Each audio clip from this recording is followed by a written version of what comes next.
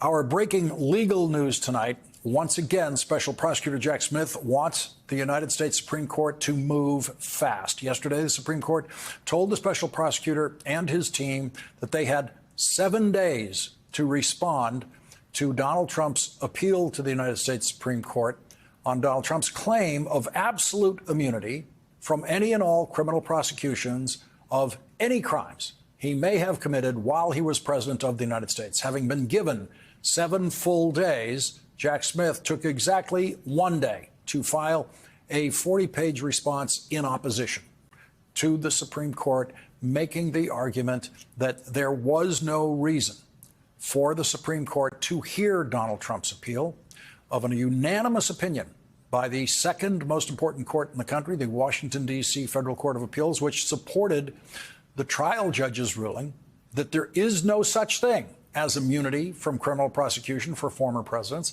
The arguments on both sides are restatements of what they argued to the appeals court, which accepted literally every word of Jack Smith's argument and rejected every word of the Trump argument. Jack Smith told the Supreme Court that if they do take the case, they should move as fast as the Supreme Court moved when they ruled unanimously against Republican President Richard Nixon, when they ordered President Nixon in 1974 to comply with a subpoena for audio tapes of his White House conversations.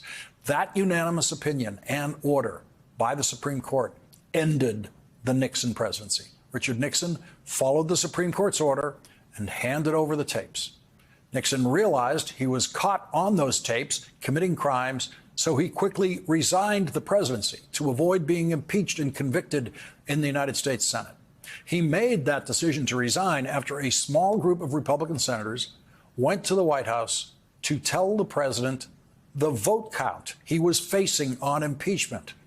The leader of that Republican group was the most conservative Republican Senator Barry Goldwater, who had been the last Republican nominee for president before Richard Nixon. Barry Goldwater, who could be as tough and stern as anyone in the Senate, said he was, quote, very, very upset about the evidence of Richard Nixon's participation in obstruction of justice. Barry Goldwater said, it really shook me up. The evidence really shook him up. After the Republican senators meeting with Richard Nixon in the Oval Office, Barry Goldwater told the New York Times that he told the president that the vote for impeachment in the House of Representatives would be nearly unanimous. That was his phrase, nearly unanimous. And he said that President Nixon would get at least 85 guilty votes in the United States Senate. Speaking to reporters in the White House driveway after leaving that meeting, Senator Goldwater told the reporters, I don't even know yet how I would vote if it came to the Senate. I will be guided by what I hear and what I believe. Everyone who knew Barry Goldwater, including Richard Nixon, took that to mean Barry Goldwater would vote guilty. And that means it is possible that the guilty vote in the United States Senate would have been nearly unanimous, if not unanimous. Because even the most hardcore Republican in the Senate, Barry Goldwater, refused to defend Richard Nixon's criminality.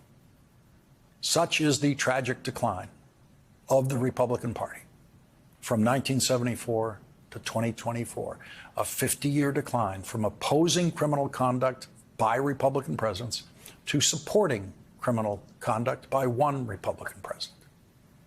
In his filing today, Jack Smith reminded the Supreme Court just how fast they can act. Quote, this court acted expeditiously to resolve a claim of presidential immunity and privilege in United States v. Nixon.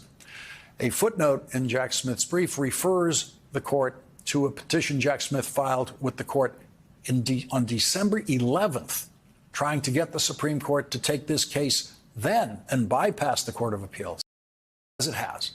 In that filing in December, Jack Smith laid out the timeline of just how quickly the United States Supreme Court can act when it wants to. Quote, on May 24th, 1974, the special prosecutor sought certiorari. The court granted certiorari a week later and set the case for argument on July 8th, 1974. The decision issued 16 days later. and trial began in the fall of 1974. So the timeline, when the Supreme Court wanted to move fast in the Nixon case, was a total of 2 months from the first filing requesting that the Supreme Court hear the case to the day the Supreme Court issued its opinion. 2 months. If the Supreme Court had taken this case when Jack Smith asked them to on December 11th, and if they followed the Nixon schedule, they would have issued their opinion on this case on Monday of this week, 2 days ago. And instead, on Monday of this week, the Trump lawyers filed their request for the Supreme Court to take over the case. So the Supreme Court already let 2 months pass on this case, which was completely unnecessary, unless, after refusing to take the case themselves 2 months ago, they decide that the work done by the Circuit Court of Appeals is so thorough and fully acceptable to them that they reject Donald Trump's request to hear another appeal of the case. And then the case could quickly be returned to the trial schedule in Judge Tanya Chutkan's courtroom. On the last page of Jack Smith's brief today, after telling the Supreme Court there is no reason for them to take the case, he then suggested a schedule for the Supreme Court if they do decide to take this case. Jack Smith told the court if they decide to take the case, that Donald Trump's lawyers should be forced to file their appeals brief 10 days after the Supreme Court agrees to take the case, and that Jack Smith should then be required to file his brief 7 days thereafter, and that the Trump lawyers could then be allowed to file a reply brief 5 days thereafter. That allows a total of 3 weeks for all of the briefs to be written, submitted to the court, after the day the Supreme Court agrees to take the case. If today is any indication of the speed of Jack Smith's team, they probably would not use all 7 days to write their brief, so it could be a few days shorter than 3 weeks. It can be done. It has been done. When the stakes were this high once before in 1974, when a criminal president was seeking the protection of the United States Supreme Court, the United States Supreme Court quickly and unanimously refused to protect the Republican president of the United States in an opinion written by Chief Justice Warren Burger, who was appointed by Richard Nixon, whose presidency Chief Justice Burger, in effect, destroyed with that unanimous opinion.